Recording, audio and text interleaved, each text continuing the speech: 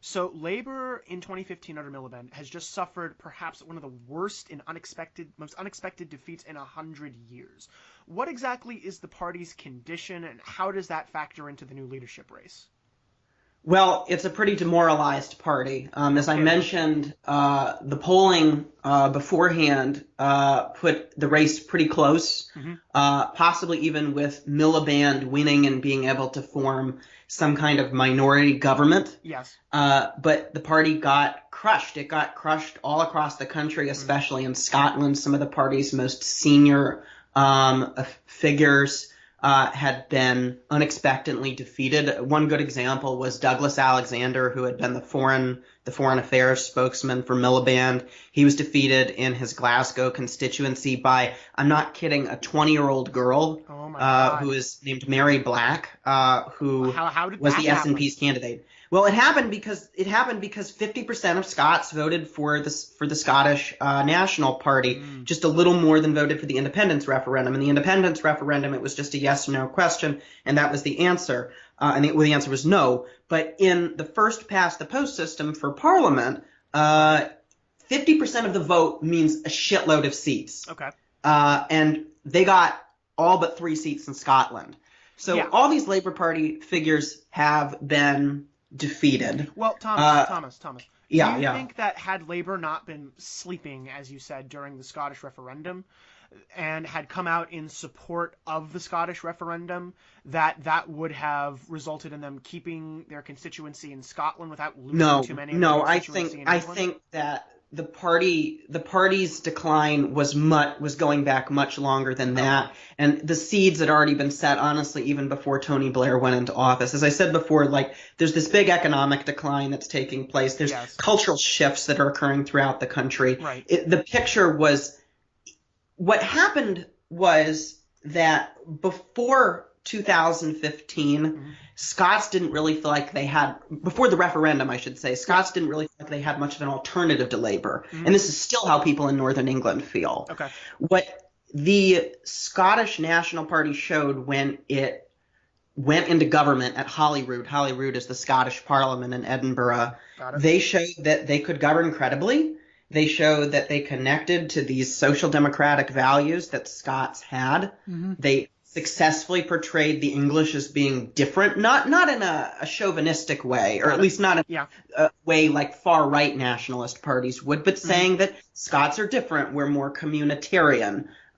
There's a great Gaelic word for this that I can't remember, that again and again Scottish commentators like to use. I'm not going to bother looking it up, but they successfully portrayed themselves as being a credible alternative to Labour. And then comes the referendum campaign, which mobilizes all these different forces in Scottish society, not just SNP supporters. We know Hmm. supporters of the Scottish Green Party and many Labour supporters. They're all mobilized. They lose the referendum, but it galvanizes them. And Scottish National Party membership soars, and they have this massive organizational structure. And there it is, ready to go in the 2015 election, and they destroy Labour. And Labour does badly in England, too. So the party membership is really disoriented after this big defeat. They don't know what direction to take the party. The Right. middle of the road route that Miliband seemed to take isn't credible anymore. The route that Blair took by now this point is totally discredited. These populist waves are going throughout the world. It looks Hmm. like a conservative government, mostly based out of southern England, is going to ride roughshod over their communities once again, the way it did in the 80s, and they get Right. into a bit of a reactionary mood. And Okay. so that sets us up for the leadership campaign. Hmm. And speaking of that 2015 leadership election, I believe that the system that Labour used to elect Select the people, leader. to select a leader, exactly, differed in the 2015 election than in any other election. Can you talk a little about that? Yeah, this is in the selection of the leadership race, not in the general election. But No, no, the leadership so selection. from time immemorial, British political parties, and I'm talking going all the way back to the late 1600s, Mhm.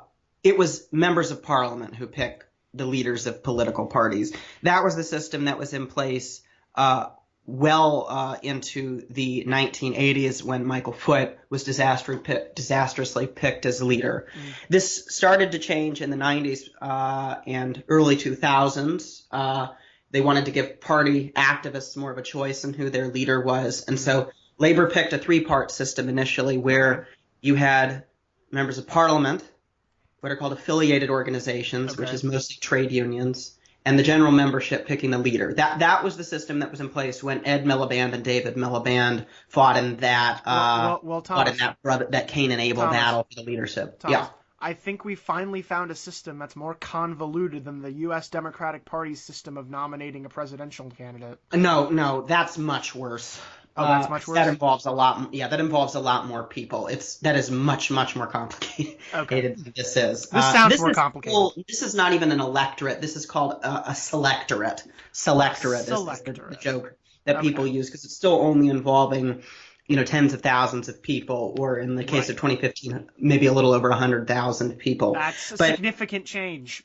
Yeah. So you have that three-part system in place. So I'm going to take us to 2013. Before Labor knew it was going to be so disastrously crushed, a scandal emerges in the Scottish constituency of Falkirk. At the time, everyone thought Falkirk was a safe Labor seat. Oh, little did they know. But they thought it was a safe Labor seat, and there is what was called a by-election after the sitting MP stepped down. The local MPs are picked by what's called the constituency party organization. So the Falkirk constituency Labor Party selects nominees to be the MP. What happened in this case was a trade union called Unite, led by a renegade left-winger named Len McCluskey, attempted to fix this selection process. They attempted to pick their choice, a very pro-Unite, pro-extreme trade union candidate, to be Falkirk's Labor candidate in the by-election, which would effectively mean, just like in any safe seat anywhere else in the world, effectively mean that would be the new member of parliament for Falkirk. Yeah, they were trying to appoint someone. Yeah, this gets out, of course, into the papers, and there's a big uproar over this, and David Cameron starts his demagoguing over this and about the role of trade unions in financing the Labor Party. Ed Miliband, being defensive and reactive, as he always was during his leadership, decides to change everything. And this is where the law of unintended consequences starts to spiral out of control to the 2015. Yes, to the 2015 leadership election. So Miliband was not a consequentialist. I don't think he clearly wasn't. That is a grave sin in my book, Thomas. That is a grave sin. Yes, it is. Let's see just how bad it gets. His punishment, they couldn't have imagined what the result would be. The result is Jeremy Corbyn, but they couldn't have imagined at the time what the result would be. So he thinks he's going to challenge the Conservative Party's system of corporate finance if he reforms the Labor Party's system of party finance from the trade unions. He thinks if he reforms it, then he'll actually be at an advantage. So he changes that, but one of the other things he changes is the leadership selection process. And he moves the party closer to something like what we call in the U.S. a closed primary, where party members get to select the leader. And this system allows anybody who's a member of the Labor Party and anybody who wants to join for just £3 for £3 to vote for the leader. Sounds like a great democratic thing, right? Yes. Wrong. Very wrong. Because this was untested. This had never been done before, and nobody knew exactly how the party membership was going to vote compared to the parliamentary party, which obviously needs to support their leader. So after the party is in its demoralized state after the 2015 defeat, they are in this reactionary mood. There are three candidates who come from the party establishment at this point to seek the leadership. They are Andy Burnham, Yvette Cooper, and Liz Kendall. None of them very much more inspiring than Ed Miliband. Well, that's not as these candidates start to emerge as the leader and as really the rising stars of the Labor Party, who everyone would have hoped, men like Chuka Umunna, and Sadiq Khan, who our listeners will now know as the mayor of London, Yeah, the current they mayor of opt London. out. Even David Miliband opts out at seeking the leadership. The left of the Labour Party, which has been in exile for all this time, has a big meeting. There's a group called the Socialist Campaign Group, which has been from the early 80s, the left of the Labour Party's organization within the party. Okay, Thomas, stepping back for Sure. a second. Why Sure. did these rising stars opt out of the election? Is there any real reason for that? Did they Well, see would you want to that- be leader of the Labour Party after the 2015 election, Josh? Well, it depends. Would you want to be the leader of the Democratic Party right now, Josh? Well, that depends as well. After a major defeat, you have the ability to reform and re-energize a party in a different image. You do. It's what Clinton did before winning the presidency. There's what Blair did. Yes, it's what Blair did. Exactly. So if you've got an entire vision for how the party's meant to be structured and you can get people to go along with it, then it might be the best time to run for a leadership. There's your problem. If you can get people to go along with it, you can't reform a party when the party doesn't want to be reformed. Very true. And this is Labour's problem. This is the problem with the left. Yes. Okay. So the Socialist Campaign Group meets and wants to pick its own candidate. Usually they've done this in previous elections just to get their point of view heard. It's a bit like when, Nancy Pelosi is going to be coronated as leader of the Democratic Party and Keith Ellison makes his attempt. I think he was really trying, but makes his attempt. No, he was really trying. Yeah, to make a bid at the leadership. And the Tea Party Bernie Sanders running against Hillary Clinton. The same thing at Boehner. Yeah. It's also what a lot of people thought Bernie Sanders running against Hillary Clinton was, which was an attempt to get Hillary Clinton to go further to the left. No. Yes, that's exactly what it was. And that's what it started out as initially. Yes. And that's what it started out initially as in the Labour Party as well. Right, okay. So the left of the party is meeting, and they just want a candidate to get their voice heard and to keep any future Labour leader, probably Andy Burnham, from moving the party to the right and in a reformist direction. Okay. And they're going through who might run, figures of the left like Diane Abbott, John McDonnell, Cat Smith, Clive Lewis, and Jeremy Corbyn is present.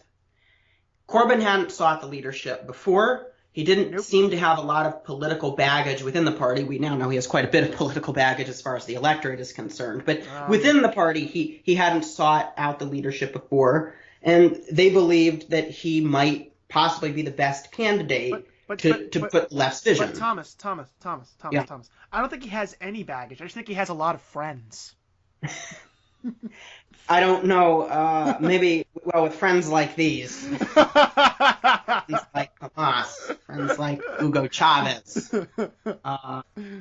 So they're meeting, so they pick Corbyn as their candidate, and the parliamentary party initiates the leadership process before it goes to the general membership. And you just have to get a certain number of support. I think it's 15% of MPs, of Labour Party MPs, and remember there aren't many of them after the 2015 election, have to support your candidacy in order for you to be put on the ballot for leader. So Andy Burnham easily gets it. Everybody thinks he's going to be leader. Yvette Cooper, who's been in the party for many years, she gets on the ballot. Even Liz Kendall, who's a very unfashionable Blairite, she gets on the ballot as well. And to the last minute, there is this rush for Corbyn just to get the minimum number of MPs he needs to get on the ballot. A lot of people thought he wasn't going to make it, but there were several party members who actually said they would never back Corbyn as leader, but they thought that the party should have a debate.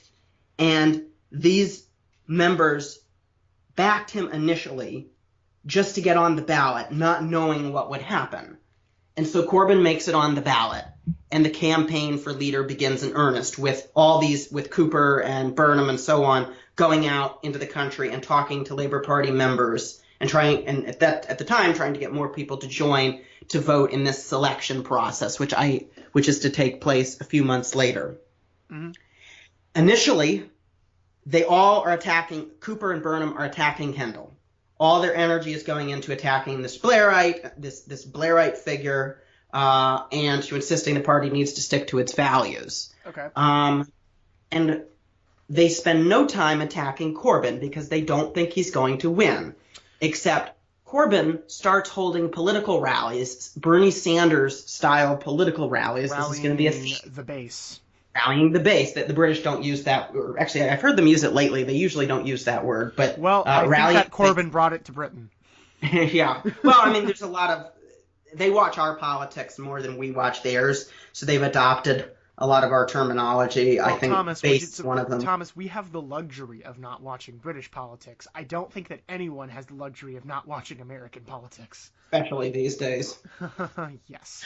So Corbyn's running these rallies, right, across the country. And the core Labour Party members and new people who haven't been involved in the party before in droves are showing up at these rallies. And suddenly the mainstream candidates are becoming aware that he might be a threat. But by the time they become aware of this, it's too late. And there's a poll that's released, I think, by the Times newspaper among Labour Party members that puts Corbyn in the lead. This is partway through the race. And by this point, the establishment isn't sure what to do. Meanwhile, party membership is soaring, and it seems that a lot of people in British society who are on the extreme left are paying to enter the Labour Party, including among them people who might have been affiliated with left-wing parties and organizations not connected to the Labour Party, communists, Trotskyists, extreme socialists. And they're paying to come vote for Corbyn. And they're all coming in to vote for Corbyn. So the party leadership, and I'm not talking about Cooper and Kendall and Burnham. I'm talking about Harriet Harman, who's the deputy, who's the interim leader at this point, and other officials within the party. Its lawyers are questioning, can we allow all these people who are joining at the last minute to vote in this selection process, particularly if there's evidence that they've never been in our party before and that they might be joining just to disrupt it. And this is an impossible position for the party leadership. If you can stop them from joining, it looks like you're purging the party of supporters. And that looks very bad. Yeah, that looks terrible.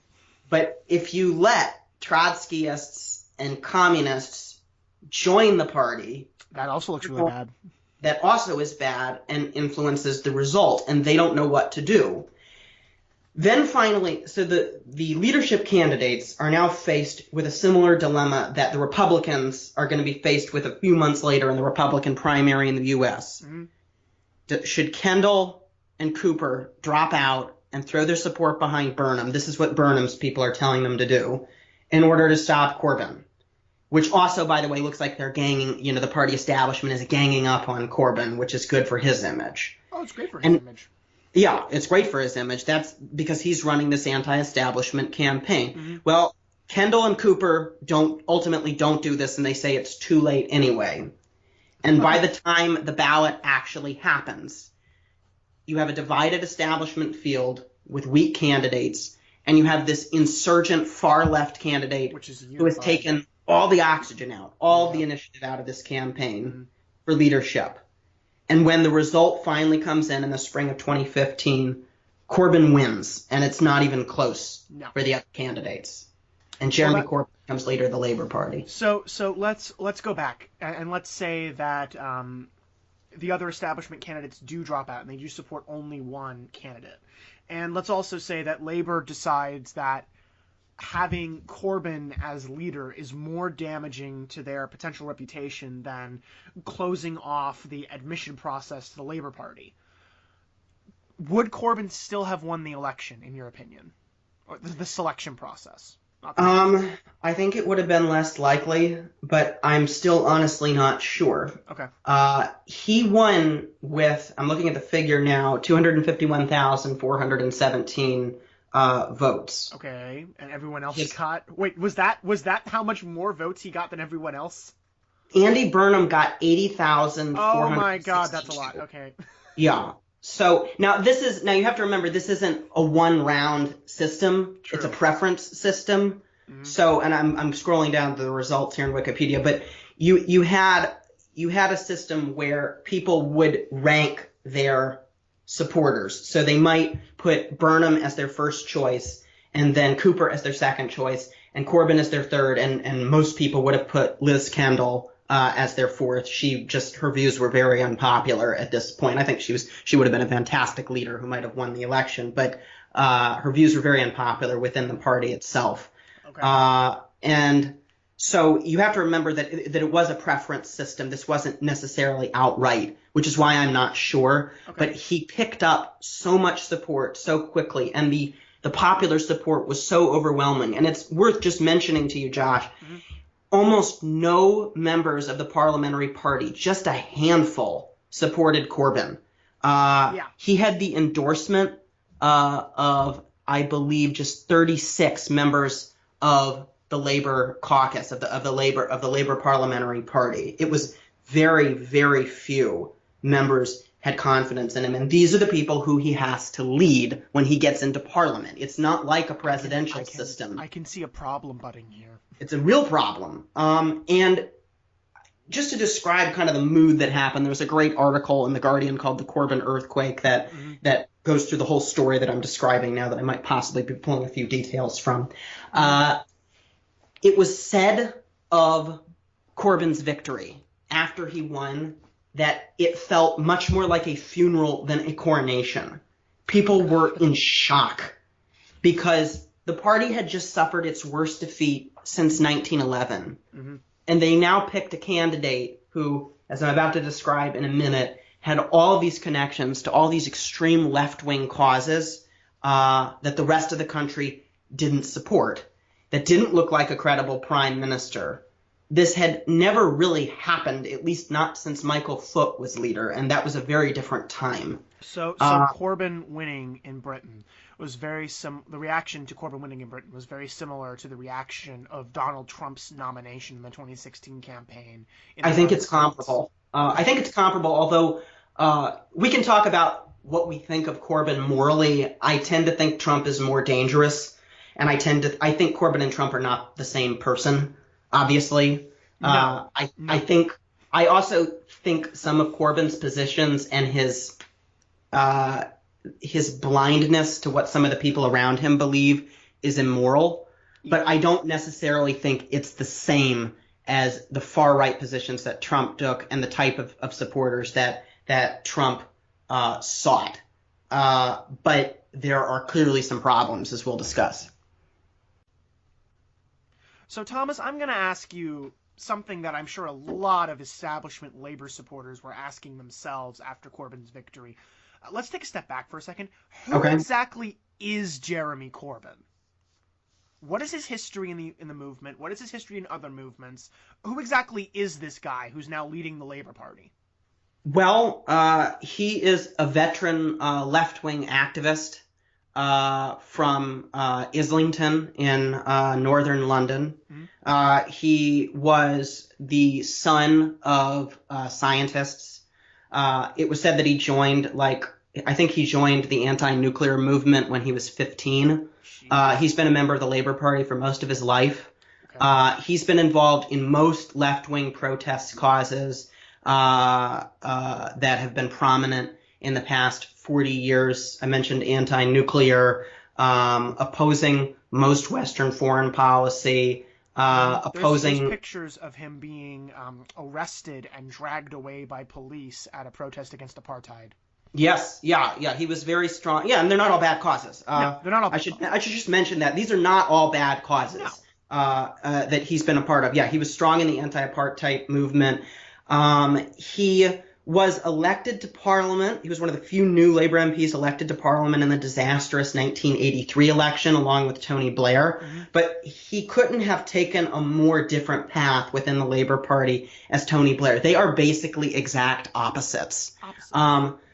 Corbyn stuck with the left of the party. He supported Foot. He supported total opposition to Thatcher. He supported the party in all of its unpopular new left causes, like opposing nuclear weapons, opposing most international intervention, opposing all privatization.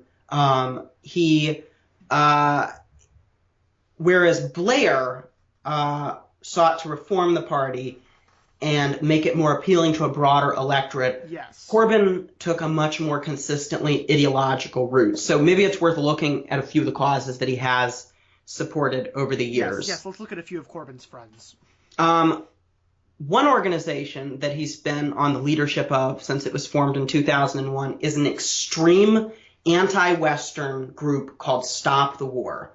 Stop the War is not a normal anti-war movement. It's not a normal peace movement. It is explicitly anti-Western. It doesn't just exist to oppose the wars in Iraq and Afghanistan. It has given active support to dictators and oppressive regimes around the world. It has it has connections to the regime of Bashar al-Assad in Syria. Oh, no. It was noted of Stop the War after the chemical attacks on civilians. It refused to issue condemnations while it continues to attack Western governments for their involvements abroad. This is particularly distasteful. After the Paris attacks at the Bataclan, Stop the War blamed France for the attacks. That's disgusting. That's the kind of organization that he's been involved in. So we're not talking student protesters at Kent State for the Vietnam War here. No, we're talking about something much more dramatic. This is on the extreme even of the anti-war movement in Britain. Stop the War. But Corbyn was on leadership. Yeah, Corbyn is Is he still on leadership? I think he may have stepped down just as he became leader of the Labour Party. Okay.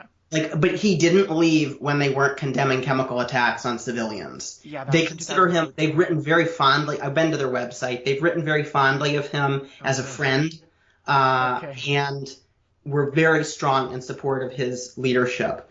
And this isn't really the only time that Corbyn seems to have shown blindness to appearing with extremists. No. He notably met with members of the IRA during the Troubles in Northern Ireland. He did. He has praised Hugo Chavez in Venezuela. He has. He shared a stage once with members of Hezbollah. This last activity is particularly important. It's safe to say that Corbyn is strongly critical of Israel. Incredibly strongly critical of Israel. Yeah, incredibly strongly critical of Israel. But he seems to have been blind, and appearing with Hezbollah as an example of this, of organizations and people that mix opposition to the policies of the Israeli government with anti-Semitism, generally, and violence against Jews. Yes. And this has been a problem within the Labour Party, both before and since his leadership, of older figures within the party, notably the former mayor of London, Ken Livingstone, and others making anti-Semitic statements, and Corbyn either refusing to condemn them or seeming confused at the idea that there are people in his party who are attacking Jews and that this is somehow acceptable. So there have been a lot of controversies. Yes. Going back to his time in Parliament, I thought this is one statistic that I found astonishing. He voted against his own government, against the Blair and Brown government, more than 400 times. He voted against a Labour government, this 13-year Labour government, more times than Conservative Party leader David Cameron did.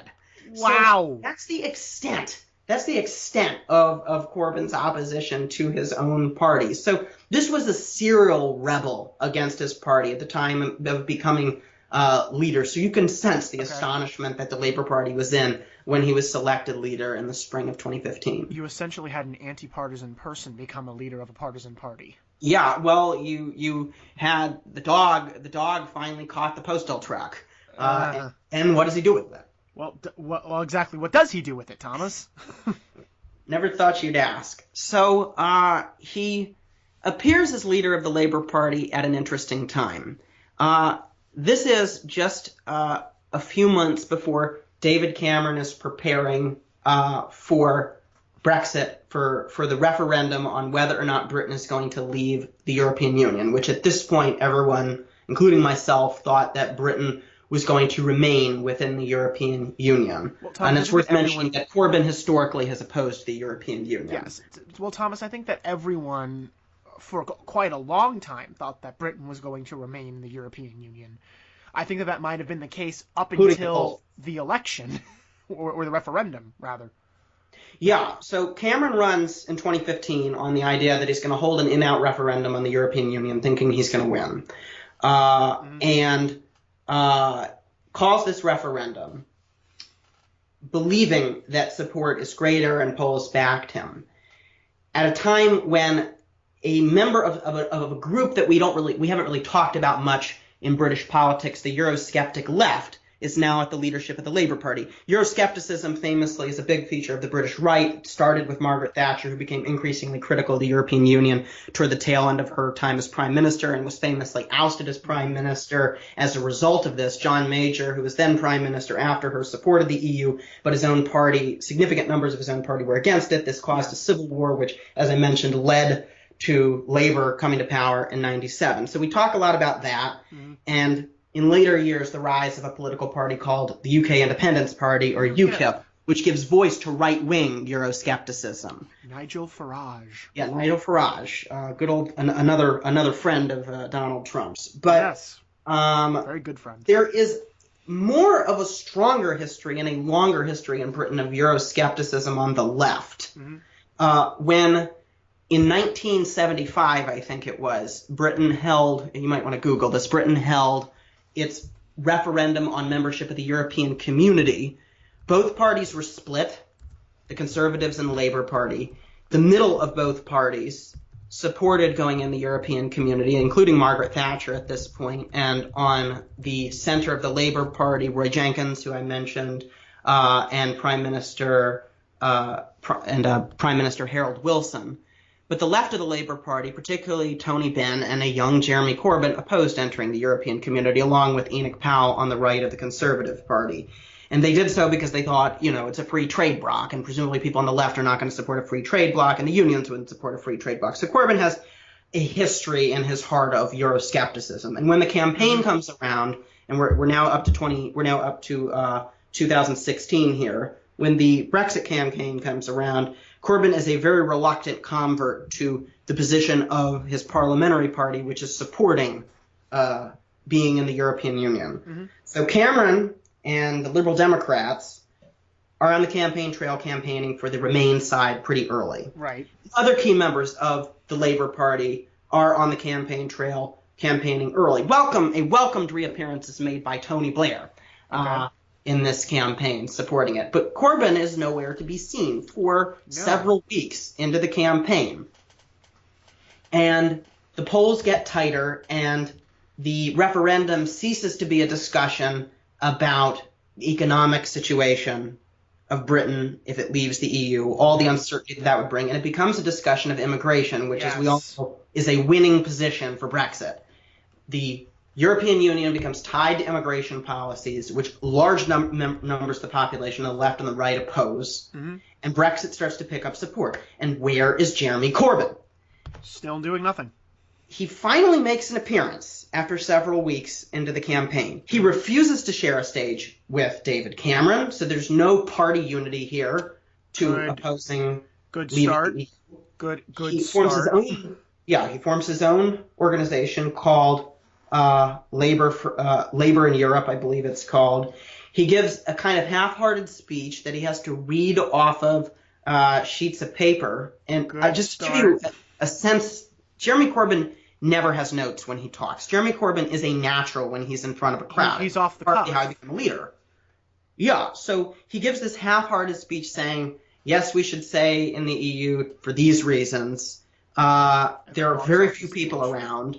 He makes only a few campaign appearances, and he certainly doesn't participate in the debates that are happening, that are increasingly looking like American-style primary election debates. They are terrifying if you watch them, particularly the audience screaming at each other during the Brexit campaign. Well, you mentioned this earlier, how the campaign had turned from issues of economics to issues of immigration.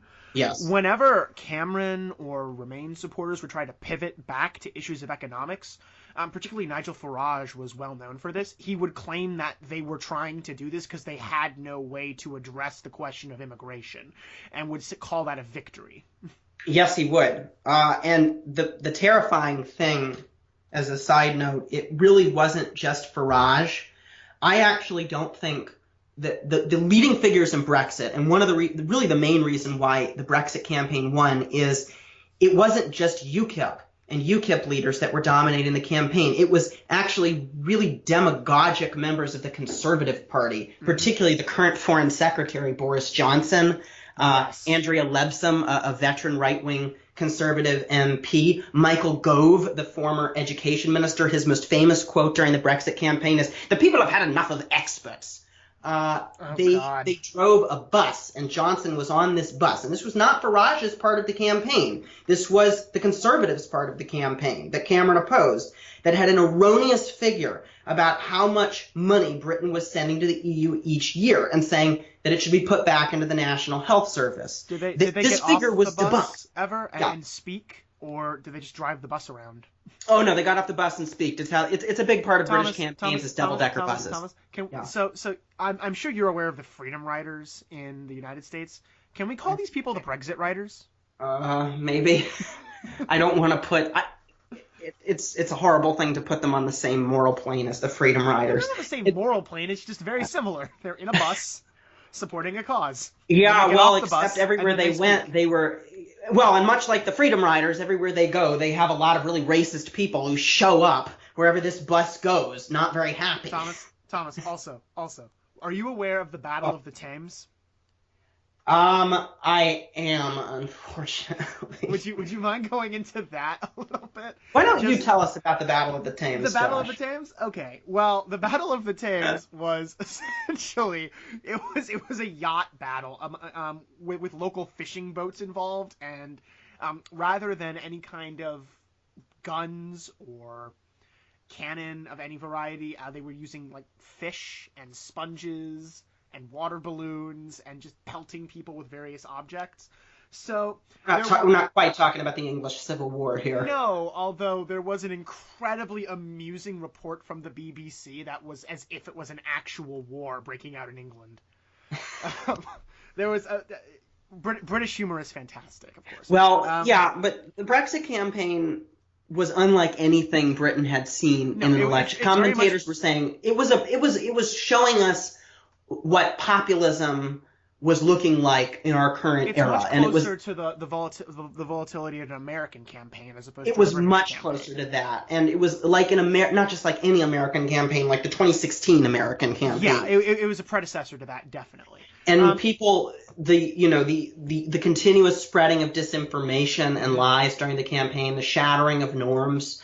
So the country's going into this populist revolt, and going back to Corbyn, this country's going into this populist revolt, and Corbyn is kind of on a sideshow, and he's barely playing a role in the campaign, as poll after poll is showing that among core labor supporters in former industrial communities, support for Brexit is very high. We knew, and everyone knew, that the Conservative Party was divided over Europe. What they didn't realize is how divided the Labour Party was over Europe, namely its supporters, including a lot of supporters of Corbyn. Was there just an assumption that they were going to support the Remain movement? There was a big assumption that most of Labour was going to support the Remain movement. This is primarily why everyone thought Remain was going to win. Okay. And they would have if Labour Party voters, traditional Labour Party voters, had backed Remain and what their leadership did, except that's not what happened. So it's the night of the referendum in June of 2016. I distinctly remember this because I was still in college at the time, and I made an excuse to get out of class early to see the results as they came in on the BBC. Mm-hmm. The first two results that came in that night were in two northern cities. The first was in the city of Newcastle, and the other was in Sunderland. It was noted that the result in Newcastle was much closer than everyone thought. It was about 53%. Newcastle has, it's a university town. It has a lot of young service workers, technology workers. It's got precisely the profile that you would expect of an area that was going to vote for Remain, except it voted only barely, just a few percentage points for Remain.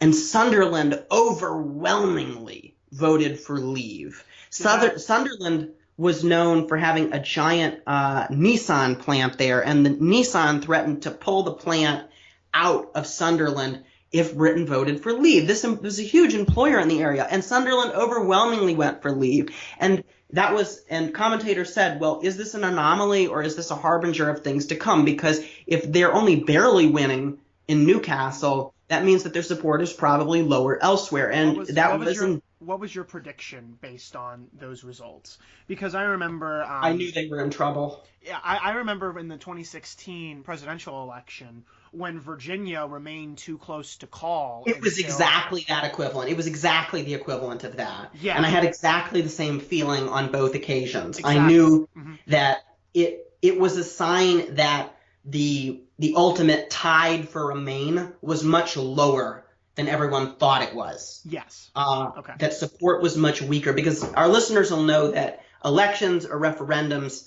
in a polarized society are not about convincing people. They have nothing to do with convincing people, because people cannot be convinced. People's minds are fixed.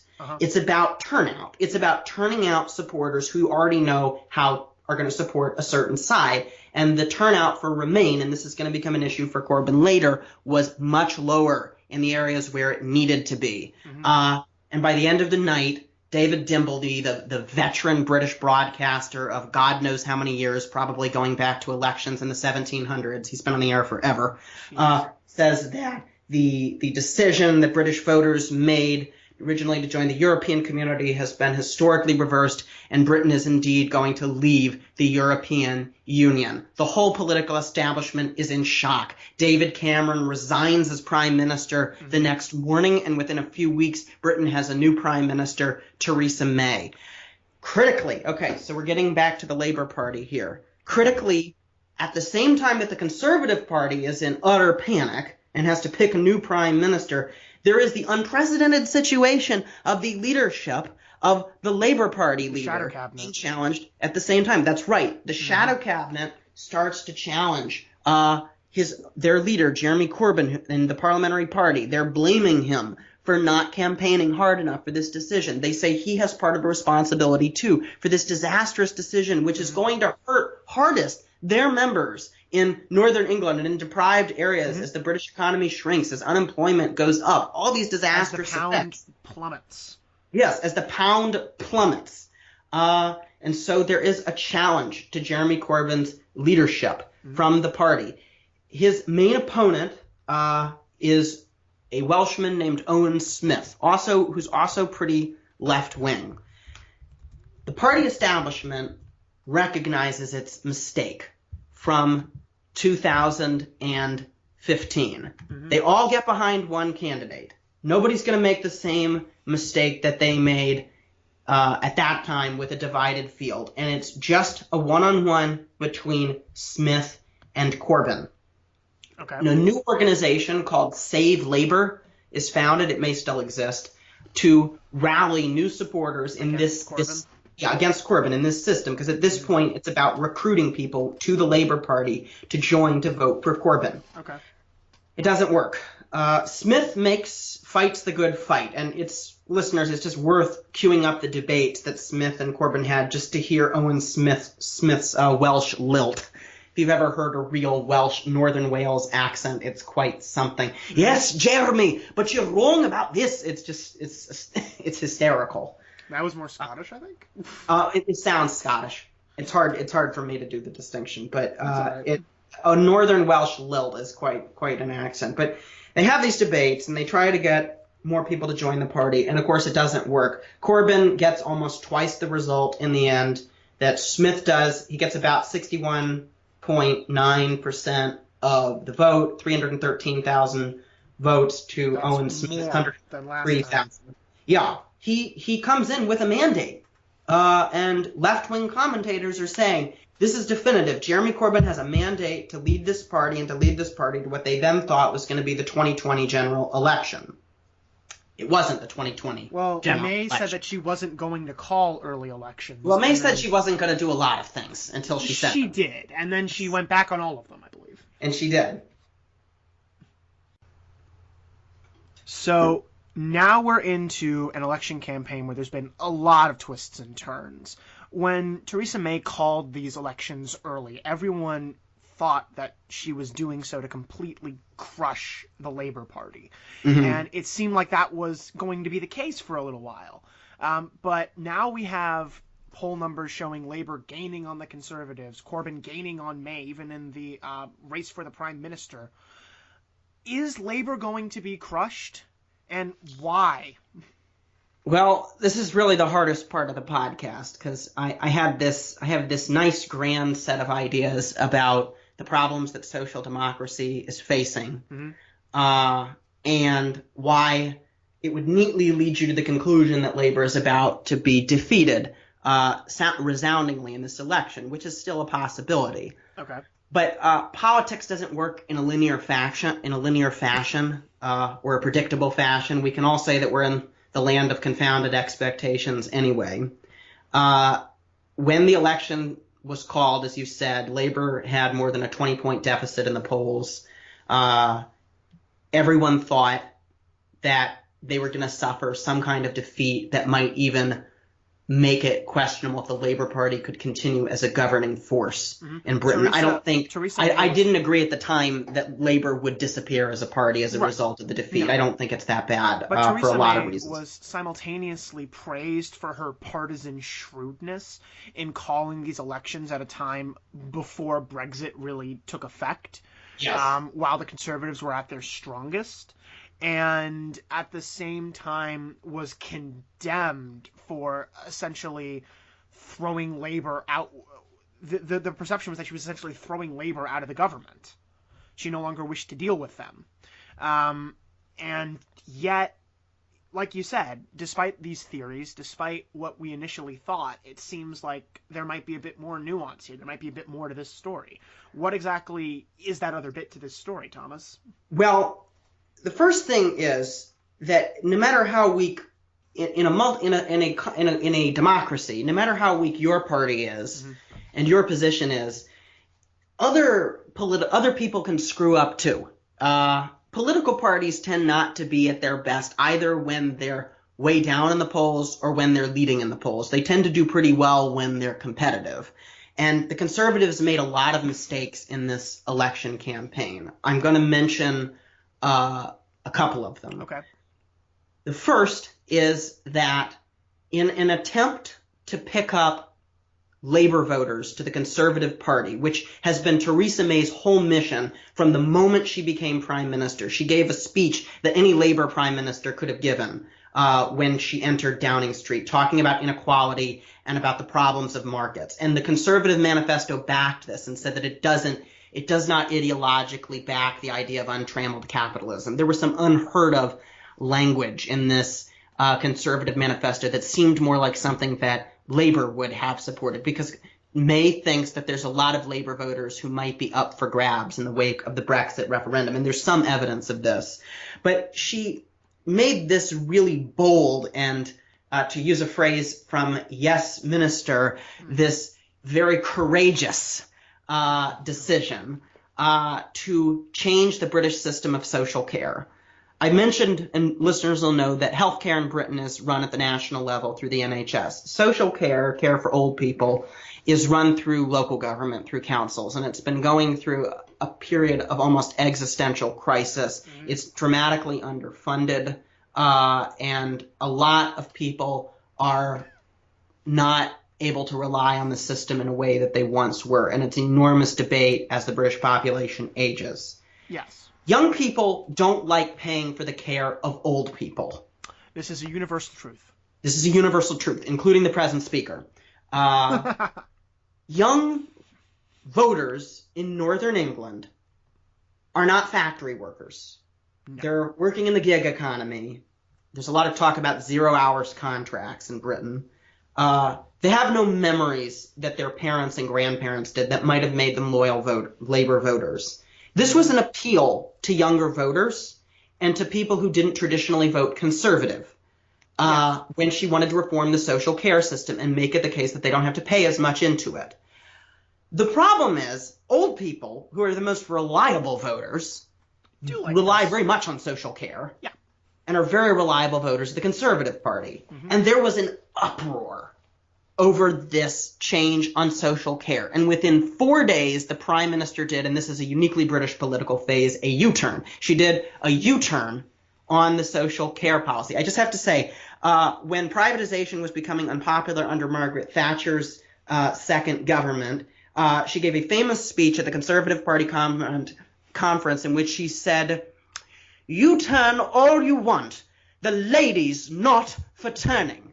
And here's Theresa May, 4 days after an unpopular policy is released, reversing the decision. This when she was running an election campaign on the idea of strong and stable leadership. Yeah, this is essentially, if I might make an American comparison. Sure. This is essentially Donald Trump getting his supporters to chant "Build the Wall," and then going out in his very next speech, and saying, "We do not need the wall. We've never needed the wall. The wall is a bad idea."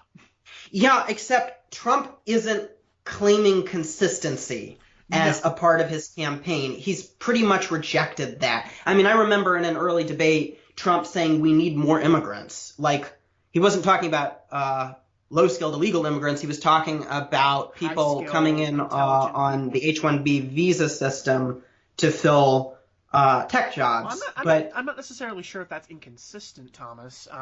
Trump but Trump's reversed himself on a lot of positions. No, this is entirely true, especially as president. But Trump doesn't run on consistency, whereas Theresa May is precisely running on consistency. Right. And some of the rules of politics that don't seem to apply to Trump still apply to a lot of other political figures. Well, this is perhaps even too much of a tangent. So back to Britain.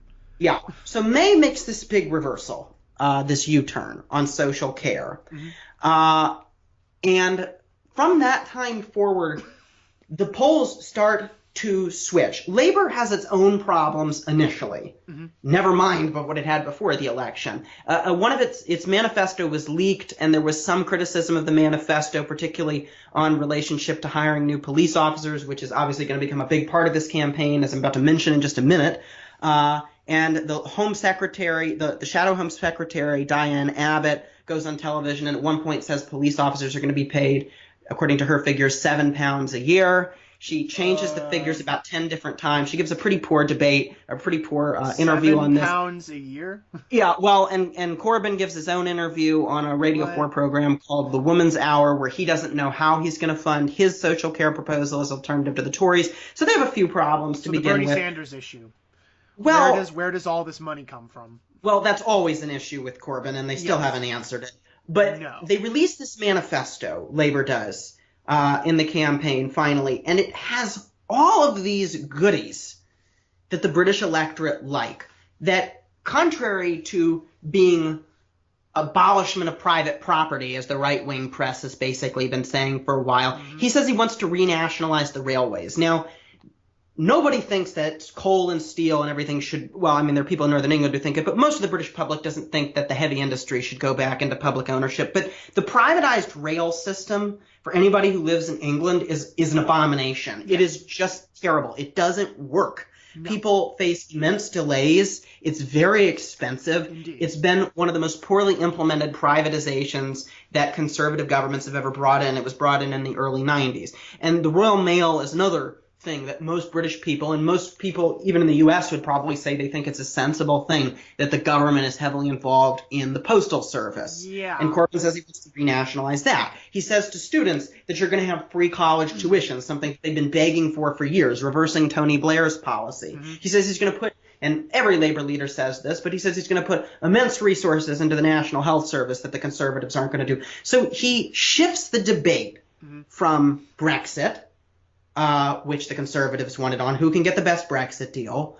He shifts it from all of these controversies in his past on leadership, right, which Theresa May has just abdicated that ground with her reversal on social care. And suddenly they're talking about public services, which is something that every British person cares about. Every British person has an interaction with the health service. Every British person cares about pensions. Every British person cares about education. Every British person cares about the police. And then tragedy strikes in this campaign, as I'm sure all listeners know. There's a concert being held in Manchester at the pop singer Ariana Grande, and a homegrown domestic terrorist with connections to ISIS kills 22 people at this concert. The whole country is thrown into shock. And shortly after this, it's revealed that Theresa May actually made cuts to the number of police officers during her time as Home Secretary under David Cameron. Yep. Another attack happens just a few days later, On and this is London the second Bridge. attack in recent months on London Bridge. Or on the Westminster Bridge, I should say, not on London. Westminster Bridge. Yeah, on the in Westminster London. Bridge in London, in which 12 people are killed. So Theresa May is not looking like a strong leader even more. Jeremy Corbyn is attacking her, and it's pretty astonishing for a left-wing Labour leader like him to be attacking her on getting tough on terrorism. Mm-hmm. So Labour was in a hole about as deep as a party could be at the beginning of this election campaign. And there's really only one way for you to go when you're that low, and that's up. And Labour has started to rise in the polls for all of these reasons. Now, what I'm going to say in response to this and into the inevitable question about predictions on this election is that this is not a presidential contest. Mm-hmm. It is very difficult to predict based on polling, as we discussed with 2015 election, as we discussed with the 92 election, what the result of the number of seats in Parliament is going to be compared to what the overall vote is. Labour is still very much behind. Jeremy Corbyn is still behind Theresa May in terms of leadership, although I think that has narrowed. Mm-hmm. And Labour still ranks pretty low on the economy. All of these measures still seem to bode ill for Labour, and you pack that with the structural arguments that I'm making, with the emergence of alternatives, especially in Scotland. Mm-hmm. And the path to a Labour victory, even of a minority government, is still a tall one. I'm going to qualify this answer. Okay. I have to. Go ahead. Because in 24 hours, we don't know what's going to happen. But one problem, I would say, with Corbyn and my theory of social democratic decline Mm-hmm. is you have to ask yourself what social space Jeremy Corbyn fills. Okay. And that's a tough one. Sure. He isn't filling the same space politically and socially that Tony Blair filled or that Ed Miliband filled. Mm-hmm. He is much more analogous, and if Britain was a multi-party system, he would be in the same camp as Jean-Luc Mélenchon in France, or of Alexis Tsipras in Greece, Right. or Pablo Iglesias in Spain, Mm-hmm. leader of Podemos. He's a populist leftist. Okay. He's on the radical left. He's appealing to different segments of society than Labour has traditionally voted for. He could be doing his own kind of modernization for all we know. It's just not one that we would have recognized. Mm-hmm. So that's really the question, is what coalition with this much more extreme set of left-wing policies can he fill? My inclination is he's speaking to people mostly who are already voting for the Labour Party. He's speaking mostly to people in former industrial communities in northern England, Okay. and to what The Economist recently called professional activists, to new left protesters, to extreme feminists, environmentalists, obviously to anti-war people, Yes. to either people who were voting for the Labour Party or people of more extreme movements even than that, and not to a broader segment of the electorate. Mm-hmm. Theresa May's strategy, as flawly, as great, with great flaw as it has been executed, is to appeal to as many people as possible, to appeal to new voters beyond her traditional conservative And party. you think that strategy is going to serve her better? I think it will serve her better. It's been poorly executed, but that, in my mind, seems to be the more sensible strategy. She's running as a lot of things in this election, but she's not running as Margaret Thatcher, and she's not running as David Cameron. Mm-hmm. She's not running as an ideological neoliberal No. at a time when neoliberalism is so hopelessly unpopular. She's running as a soft nationalist, Okay. in a different sense of the term. She's running a softer form of social conservatism, the idea of village England. We talked about this in the context of the 1992 election. And she's offering voters a kind of safety, nostalgia, and protection that they really want right now. And you don't think that there's any of these, either a terrorist attack, the one in Manchester, the one in London, Her leaked conservative manifesto, which mentions things like fox hunting and was seen as more of a coronation as opposed to an actual attempt to convince the British electorate of things. Her opinions on renouncing human rights for people suspected of certain crimes. Her opinions on creating a Conservative Party-sponsored British internet, which brought up comparisons to China, North Korea, places like that, which I'm sure she did not want. None of these gaffes are going to serve to make her as unpopular as would be necessary for Jeremy Corbyn's appeal with only a certain amount of the electorate to win the election. That's essentially your prediction? I don't think so, because what you have to take in mind with some of these controversies, and this is true with Corbyn as well, is the order of importance they are in the electorate's mind. Okay. It does seem to be the case. Nobody cares. Not many people care about fox hunting. It's just a mystery to me why that was even in the manifesto at all. I think it was for donors. I have no idea. It was for campaign finance reasons. It was for people like Lord Ashcroft, who give a lot of money to the Conservative Party. Britain has much tougher campaign finance laws than we do here in the U.S., but money does still talk, and bullshit does still walk in Britain, the same as it does in most other democracies. The stuff on divorcing itself from the European human rights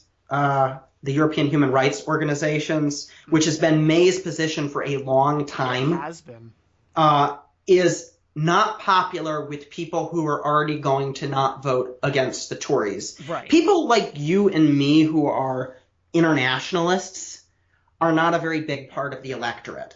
And I don't think most people care beyond the extent of it's her saying, I'm tough on terrorism, which I think is what she's trying to say. That's actually beneficial then.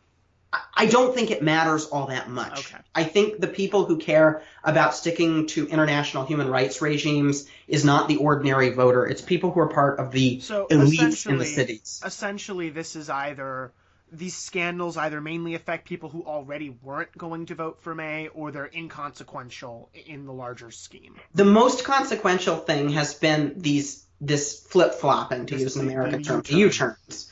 And her perceived instability when that was how she put as her core strength. When she didn't really participate in debates this time around, but she appeared at what's called Question Time, a BBC program where listeners get to ask questions. And question after question, I was watching this, and you can find it on C-SPAN and YouTube, were hostile questions about her reversing positions and this sense of expediency. She keeps saying this election is in the national interest to get a strong Brexit deal. She's sticking to that line. When it looks a lot more like she just did this for her own party strength and to keep her as prime minister for much longer. She also had a disastrous debate performance with Jeremy Paxman, didn't she? Yeah, Paxman is a very, very aggressive interviewer in Britain. And Corbyn didn't do much better. He went after Corbyn pretty harshly on the IRA. Yeah, he went after Corbyn pretty harshly on the IRA and also on the Hamas issue. On Hamas. But it was reported in the British press that Corbyn accounted for himself significantly better than May did, who essentially shut down during. Yeah, she seemed flustered. She generally hasn't. Her campaigning style, it reminds me of Hillary Clinton in a lot of ways. And I hate to make these comparisons. I don't think it's quite that inept. But she doesn't like journalists. She seems to do pretty well. Actually, a lot like Clinton, she seems to do pretty well when she's around ordinary voters. She's animated. She makes a personal connection. But when she is doing interviews, she kind of sticks to her talking points pretty rigidly. She seems flustered when pressed. Corbyn seemed to be a bit more natural, even on the Women's Hour, when he made the Women's Hour interview where he could not give a price for reforming British social care, right? He didn't have a figure for it. That's a pretty core question of competence for somebody who wants to lead the economy. And he seemed natural about it. It was like, oh, I forgot. Oh, well, that's not his accent. But He just kind of let it fly off the hook. I actually hate to make this comparison, and Corbyn will not be happy with me for saying this. It's a lot like Tony Blair. A lot like Tony Blair. Okay. Tony Blair was a master of this. When he fucked up, he just kind of shrugged his shoulders, gave that big smile, and moved on. Joe Biden was great at this. Joe Biden was good at it. Bill Clinton's really good at it, too. Yeah, Tony Blair, when he led this vicious campaign against Ken Livingstone, who I mentioned, against running for mayor of London in the early 2000s, he just attacked Livingstone virulently, probably among other things for the anti-Semitism stuff. Mm-hmm. Livingstone won. Livingstone ran a really good campaign, and like Corbyn now, distanced himself really well from his radical past. Livingstone became a very popular mayor of London. And Blair gave a press conference with Livingstone later where he gave a big smile. Somebody asked, well, you just attacked him and you split the Labour Party and you ran an alternative candidate against Livingstone. And he said, oh, shucks, well, I always said Ken would make a great mayor. And everybody laughed. And that was the end of it. That's a very important ability in politics, is this ability to just kind of shrug off past mistakes. And May just hasn't done it. She doesn't recover well. Clinton was the same way. She can't recover. It's not about getting knocked down, which inevitably happened. It's about recovering. I sound like a self-help coach, but that's the truth. Corbyn just seems to have done a better job with that. Mm-hmm. Well, okay, so we've essentially got your prediction that Jeremy Corbyn's not going to beat Theresa May in the race for Prime Minister. But what about the larger Labour Party? How many people are going to retain their seats? Is there going to be a major shift in favor of the Conservative Party? What do you think the polls say on that? Are they accurate? All right, so I'm really going to insist on this one that we really just don't know. Okay. So I didn't have the good sense to say this. I just have to say to our listeners, we didn't have this podcast in the 2016 election, and for my mental health, I'm glad we didn't, and for my credibility. One of the mistakes that we made... I would probably be fine, Thomas.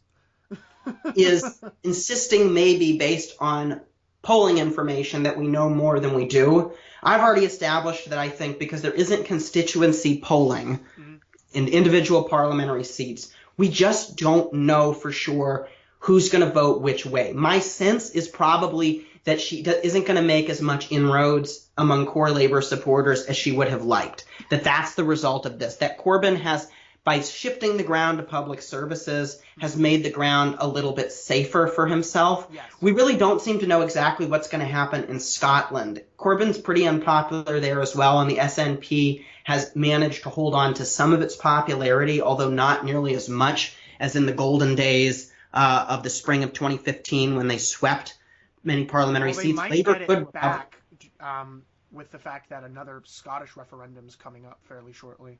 Well, we don't know what's going to happen. I mean, we don't know anywhere, but I sense that the SNP is probably going to keep most seats in Scotland. And the Scottish Conservative Party, and this has been one of the big unreported stories of the election, the Scottish Tories have actually picked up a lot of ground in Scotland where Labour left off.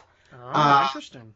Well, the Scottish Tories picked a really good leader, one of the most dynamic, maybe in my opinion, the most dynamic leader in the UK, I would have said until recently, is Nicola Sturgeon, the Scottish First Minister, the SNP party leader. But Ruth Davidson is the Scottish Conservative Party leader. She is everything that the Conservative Party is not. She's basically a progressive. She's not straight. She comes from professional class. She's very young. Good. She's strongly backed Remain. She's very, very popular in Scotland. And to give listeners some perspective, in Scotland, whereas the Labour Party, as I mentioned, was in deep decline over a period of time, the Scottish Conservatives have, since Margaret Thatcher's ill-fated poll tax policy, which was put into place in Scotland first, been viewed as a foreign invader equivalent to Edward Longshanks. The Scottish Conservatives are seen as a foreign force and were extremely unpopular in Scotland. So this is a major shift. This is a shift, this revival. I don't expect they're going to make too much of a dent, but the campaign has been somewhat separate there, and the leader of the Scottish Labour Party, I don't even remember her name. God. The leader of this, which indicates to you, the leader of the Scottish... Her level of importance in this campaign. Well, she hasn't yet. Her name's Kezia Dugdale. She hasn't done particularly well in this campaign either, and Labour's brand is still pretty unpopular in Scotland. So I sense that Labour's probably not going to have a dramatic recovery there. They might do a lot better in Wales.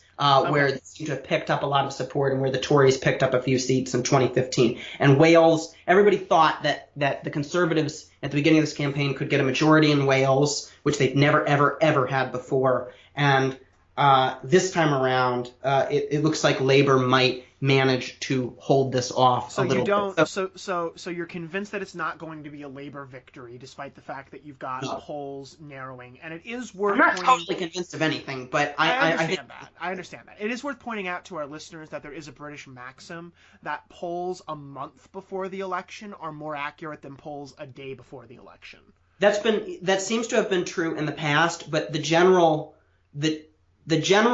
trend that we've seen in recent years is that they just aren't that accurate because they don't. In general, yeah. And I should say this time around, we talk about polls, but there have been contradictory projections from different organizations.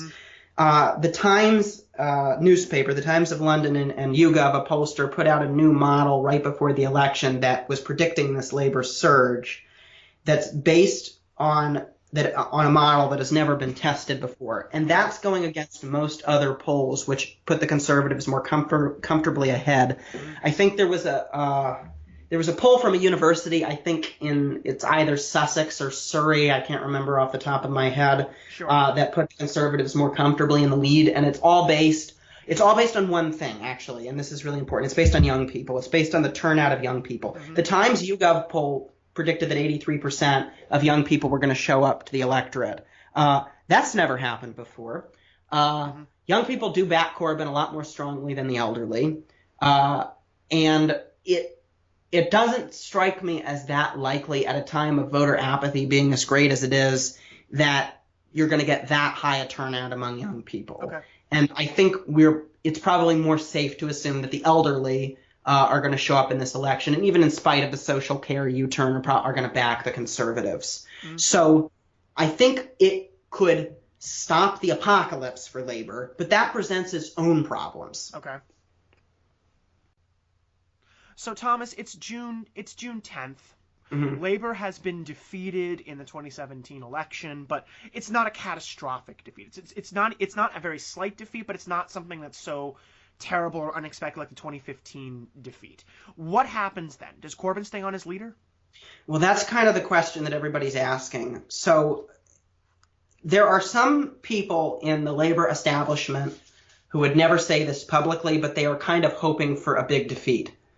And the reason they're hoping for a big defeat, I was tempted to make a bad analogy there, but I'll decline, in the Second World War. But the reason they're hoping for a big defeat is that if they did, Corbyn would be politically ousted as leader, and the party could rebuild from a more sensible position. Okay. But if he doesn't suffer this big defeat, and if he defies expectations, which Josh, he has. Yeah. We already are seeing that in this campaign. He has defied expectations. He's kind and of he does seem to be performing well. And there is a part of the electorate that people didn't realize, especially among young people in Britain, that is receiving this message well and doesn't remember any of these controversies about Corbyn that we discussed before. And if that's the case, then he could stay on as leader after losing the election, which is not unheard of for even after losing an election for Labour leaders to stay in place, particularly if there is a leadership system, as we have discussed, that advantages Corbyn and advantages the party extremes. Mm-hmm. And even if he didn't stay on as leader, who would replace him under that system? The left of the party would be at an advantage in that system, and presumably as more right-wing policies are being put under place under a conservative government, would be in a more reactionary mood, and Corbyn might be in a position to pick a successor. Maybe, who knows? Maybe Diane Abbott. That was going to be my position, because as the way that the Labour leadership selection process is set up, it definitely advantages the far left of the party compared to the more center or the more right portions of the party. Well, the thing is there's even the big obstacle to Corbyn staying on as leader, if he wanted to, would be this. Okay. So I mentioned to you before, to get on the ballot, to go before the general membership, you have to have the support of a certain threshold of the parliamentary party, right? That overwhelmingly doesn't back Corbyn. Right. Okay. There is talk, and I'm flipping through my notes here to find it. There is talk of him, I don't have the figure, but there's talk Don't of worry about him it. changing that threshold and lowering it to just 5%. I think it's being Oh, lowered from 15%. So he would only need the support of a handful of extreme left MPs to get on the ballot and he could get to that. stay on as leader. And that's all he would need, and then he could pick up the support of all these left-wing party members and stay on, or a successor that he picks could do the same. So that's kind of the open question here, is regardless of the result, even maybe in a catastrophic defeat, what happens to Corbyn as leader? You mentioned earlier, like, who wants to be leader of the party, so they have the opportunity to reform it, but the party members have to want to reform, and a lot of these members don't want to reform. They want, if anything, to move to the extreme. And I think that's kind of the position that the left is in. So it's almost very similar to where the American political left is after the 2016 election. You might say that. All right. Well, thank you, Thomas. That was very interesting. Thank you. And now that brings us to the intellectual buffet. What have you brought to the intellectual buffet, Josh? Well, our listeners might remember that I am the Tangent Podcast expert on the alt-right, and that I made the rather emotional claim, or emotive claim, that Pizzagate was the worst conspiracy theory that I'd ever heard of. Do you mean, Josh, worst as in stupidest and Worst as in stupidest? And not as in frightening and immoral and bad for the country? It's also there might be a worse few in other that way. examples. It's I'm also thinking 9/11 Truth probably was 9/11 worse. 9/11 truthers are probably worse for the country, but I meant stupidest. Yeah. I believe you asked me if I thought that moon landing conspiracy theorists had more evidence, and I said that yes, they did. That's a shame. However, I think I might have found one that's, well, we're not quite at the level of Pizzagate, but we're pretty bad, and it comes from the alt-right again, and it's about a murdered DNC staffer by the name of Seth Rich. Mm-hmm. On May 16th, 2017, while everyone else was so busy with Trump's week of scandals, talking about leaking secret intelligence from the Israelis to the Russians, which without informing the Israelis, which is a major political faux pas, not necessarily illegal, but not really precedented either. Talking about Trump's possible connections to Russia and the broadening of the Russia investigation. Fox News ran a 9-hour segment on a DNC staffer's death, Seth Rich, who was stated to be part of, to be the complete source of the DNC leaks to WikiLeaks. Now, there's a couple problems with this theory. One, there's no evidence of the fact that Seth Rich had any connection to WikiLeaks whatsoever. Mm-hmm. Two, I don't think no evidence has ever stopped people from reaching significant conclusions before. Particularly on the alt-right. This isn't a no evidence, sort of no evidence. This is the evidence that was said to have existed specifically does not exist. What's the distinction? Well, the Fox News report done by Sean Hannity and others talked about how the FBI was investigating Seth Rich. The FBI on May 18th or May 20th, or one of those two, just specifically made a statement that they are not, in fact, investigating Seth Rich, and that they had not done any of the probes that Fox was talking about, that supporters of this conspiracy theory were talking about. I mean, it went. Fox had to retract this story later on. Fox absolutely retracted this story on May 29th. Although Hannity, it's my understanding that Hannity kept talking about it even after the retraction. So there was some tension within Fox. We're going to talk more about Fox in a different episode. Yes. But there was some tension within Fox between management and the quote unquote news division, which I think is a little bit more middle of the road than Hannity, as it were.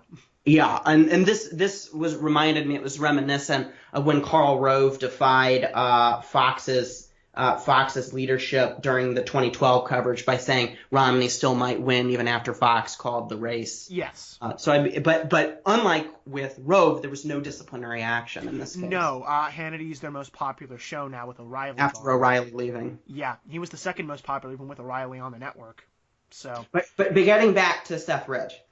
Yes, getting back to Seth Rich. Also, Hannity didn't specifically retract his statements, but made the statement that because of the wishes of Seth Rich's family, who specifically called Fox News and other conservative outlets out for politicizing a non-political death, DC police, who are investigating this murder, believe that it was a failed theft attempt, a failed robbery.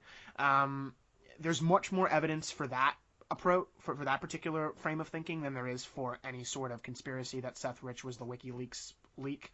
There have been independent investigations into Seth Rich's connections with WikiLeaks, and they've all come up completely empty, done by the family themselves, the DNC, and other concerned people. So pretty much the only person who maintains that Seth Rich had links to WikiLeaks is a private investigator paid for by not the family, but by a major Republican donor. Yes. As a matter of fact. So there's definitely some partisanship being injected into this story. Also, there was a lot of hemming and hawing from Breitbart and other like organizations about how the quote mainstream media wasn't reporting on this news because they were trying to cover it up.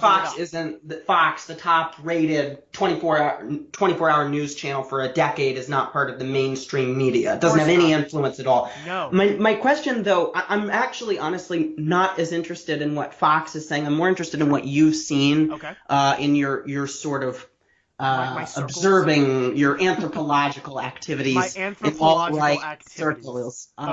What are they saying, particularly now after Fox has made this retraction, after all this evidence has come out? Are they changing their tune? No.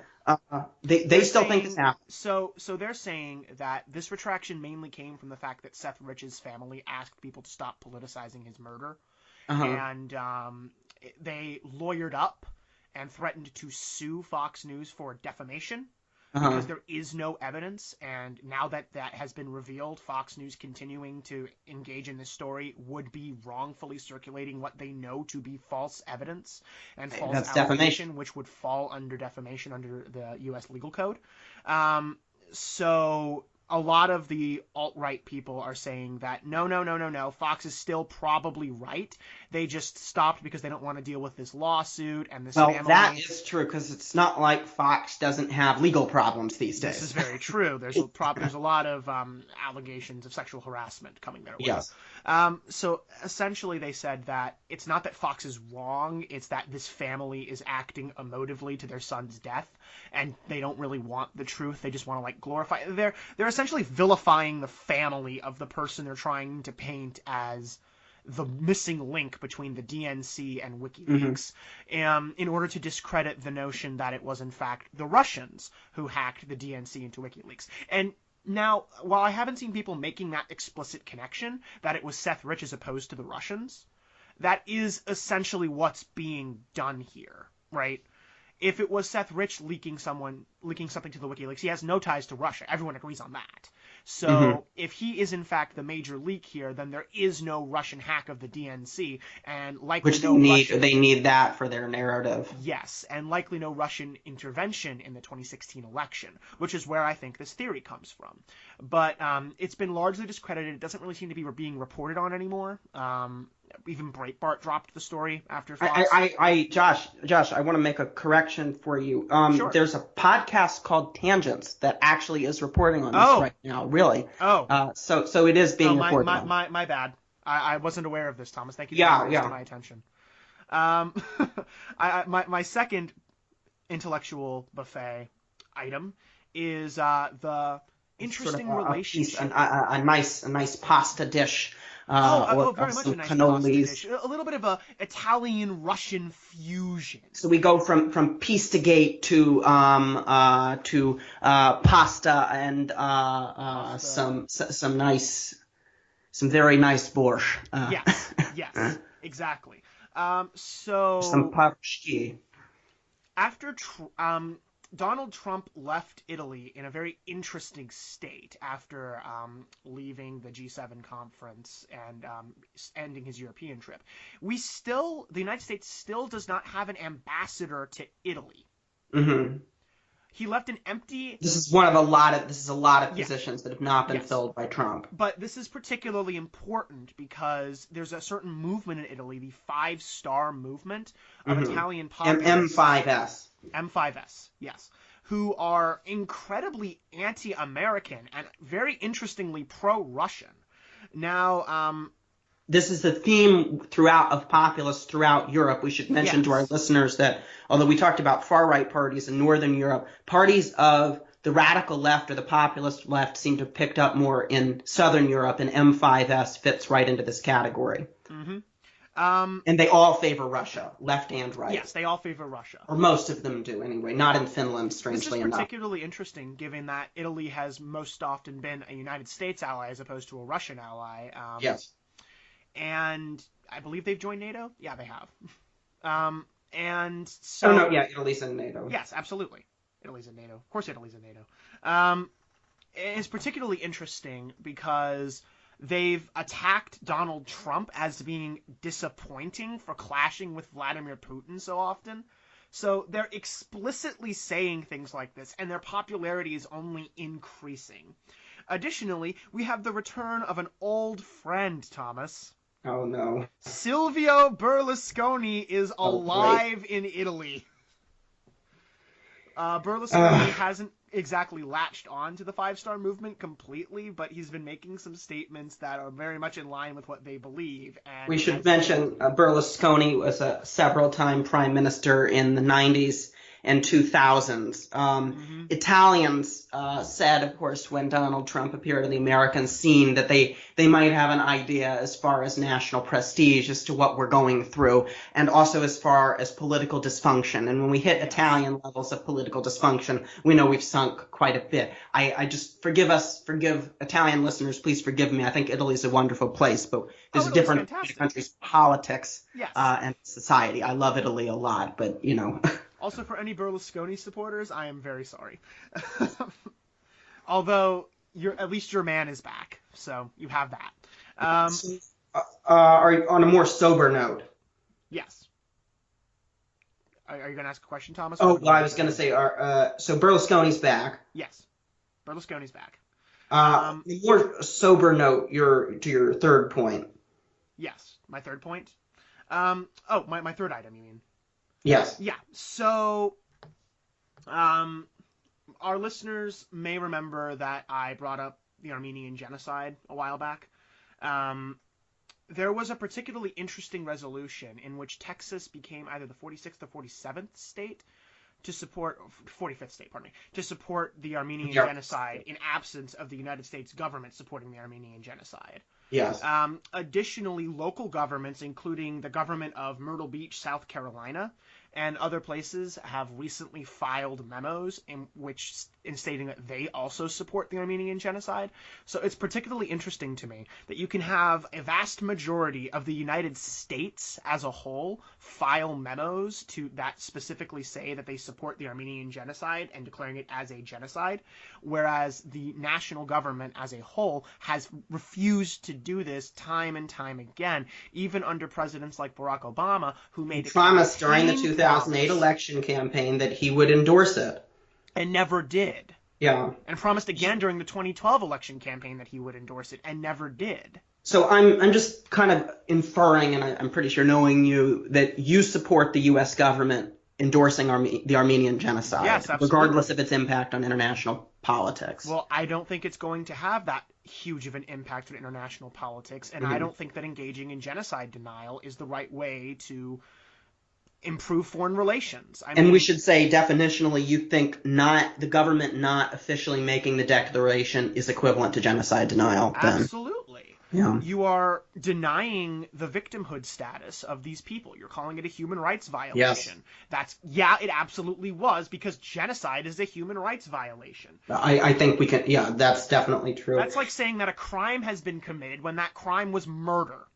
So I have another question, though, just given on the slim possibility that we're ever going to get a U.S. recognition of this. And I should say many in Congress do support this, including many Republicans. Yes, it's not. Yes, it's actually it's like just the it's majority of Congress. it's always been an executive branch and diplomatic issue. It's never really been an issue. I think the votes are there in Congress, definitely. I think so. The question. I don't know. Did Obama ever explicitly say he would veto it if Congress passed a resolution? I don't think that he would have, and I think that he could have made the excuse to Erdogan that it wasn't his call. Yeah. That Congress had kind of spoken, and that the American people as a whole were in support of this declaration, so it wasn't in his ability to really refute that point. And also, it's very interesting. Yeah. But you don't think Trump, there's not much chance because Trump wants Erdogan on his side that this is going to happen. Well, the Turks aren't. I mean, it really depends. We're already like losing Turkey as an ally. Like we're in the process of seeing Turkey being seared away from. I mean, we're in the process of losing fucking Germany as an ally. But yes, NATO people are already pulling away from us, and realistically speaking, Germany's moving away for different reasons. At the moment, we definitely need all the help we can get. But I would argue that Turkey has been incredibly ineffectual at fighting ISIS compared to the Kurds. If we actually wanted an ally that was going to help us fight ISIS, we might as well break with Turkey almost entirely and recognize Kurdistan, get it over with. Absolutely. Wouldn't have any problem. The Tangents podcast is in support of Kurdistan. And I do have a fourth item because I have to. Yeah, and this one we could do several episodes on, but we really had to mention it. It is the 50th anniversary of the Six-Day War, which is actually one of the most controversial wars in Israeli history. So we're going to cover 6 days in 50 years, Josh? Sure. Ironically enough, and by the way, saying that this is one of the most controversial wars in Israel's history, which is essentially a history of controversial wars. I think we can agree that Israel's history is a history of controversy. Oh, yeah, absolutely. The wars, and there's wars in that, so therefore the wars are controversial. Easy. Transitive property. There's a divided legacy on the Six-Day War in Israel. Yes. Prime Minister Netanyahu gave a speech on June 6th, 2017, in which he essentially stated that the Six-Day War reaffirmed Israel's commitment to its people, and then he went off on that point to say that they were remain committed to the settlements. Yes. Which the Six-Day War had very little to do with. Although the settlements are a result of the Six-Day War. Oh, yes, absolutely. They're a result of the Six-Day War and Yitzhak Rabin's inaction when they were smaller. But again, we can probably do several episodes on Israel and even more episodes on the settlements. But I would, the result of the Six-Day War, I think it was Gershom Golenberg who wrote in his book on this subject, who said that Israel got an unintentional empire as a result of this war. Yes, unintentional empire. Also, there's a lot of controversy about whether or not the war was defensive or whether whether or not a preemptive strike can be determined as defensive. Netanyahu said that the war was definitely defensive, but there's a lot of academics and a lot of stir amongst the public in Israel publishing articles talking about how this was a preemptive strike. Even if it was a warranted preemptive strike, the fact that you have a large amount of the population admitting to the preemptive strike is really a step forward. Additionally, a lot of people don't really know what to think about the Six-Day War. They like the What's the position? What do Israelis think?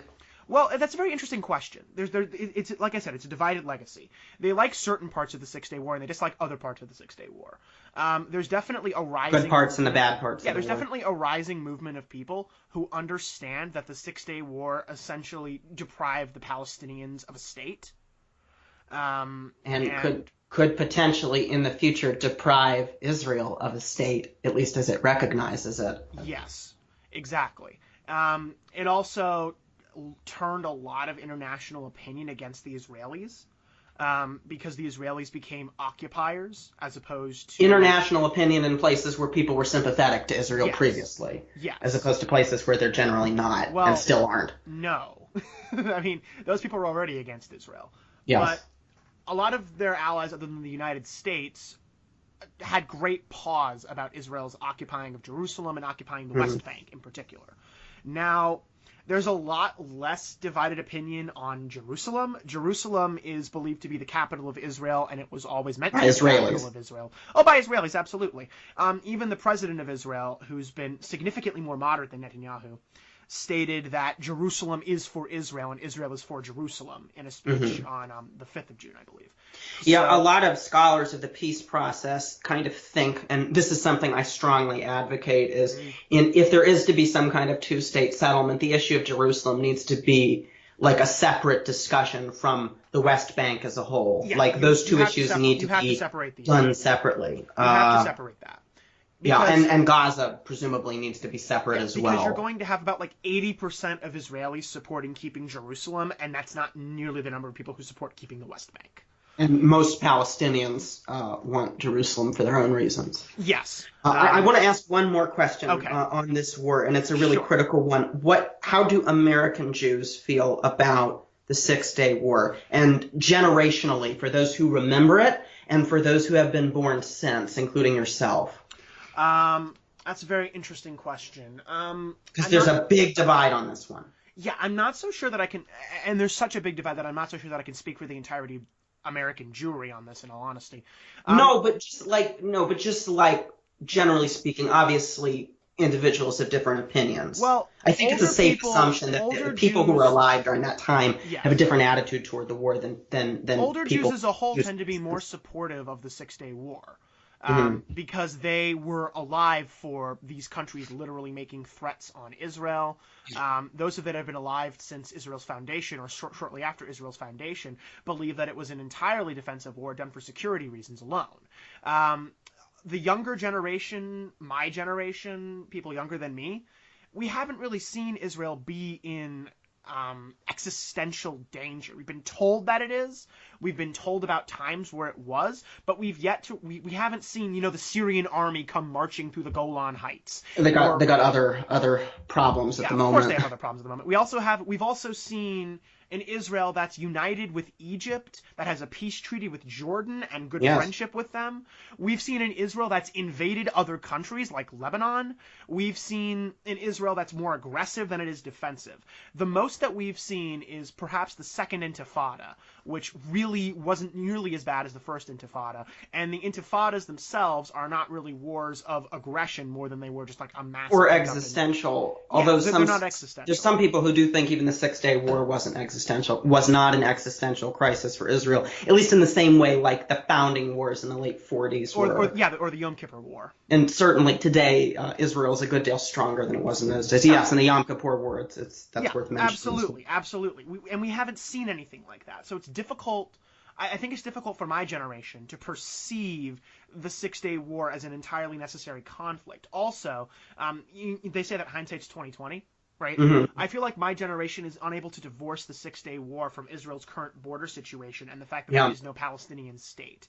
The Six-Day War is viewed as a demonstration of the Israeli military's superiority in the region. And while for older Jews that means that Israel could finally defend itself and was finally secure, for younger Jews, I feel like it means that Israel now is the bully of the region, and now the onus falls on Israel to act appropriately, given that it has so much more power than its neighbors. So I think that that's the way I saw it. I've always seen it personally as a great military victory and shocking. I like the fact that Jerusalem was retaken, or I used to like the fact that Jerusalem was retaken. Now I think that Jerusalem needs to be an international city, but that's a completely different story. Well, we can't necessarily solve the Israeli-Palestinian question in the next few minutes. But no. In your mind, I would love for that to be the case, but we cannot. In your mind, the legacy is divided. Yeah, absolutely. Legacy is incredibly divided, and I believe that ends our intellectual buffet. All right. So, thank you for listening to our podcast, and have a great rest of your week. I believe that ends our intellectual buffet. All right. So, thank you for listening to our podcast, and have a great rest of your week.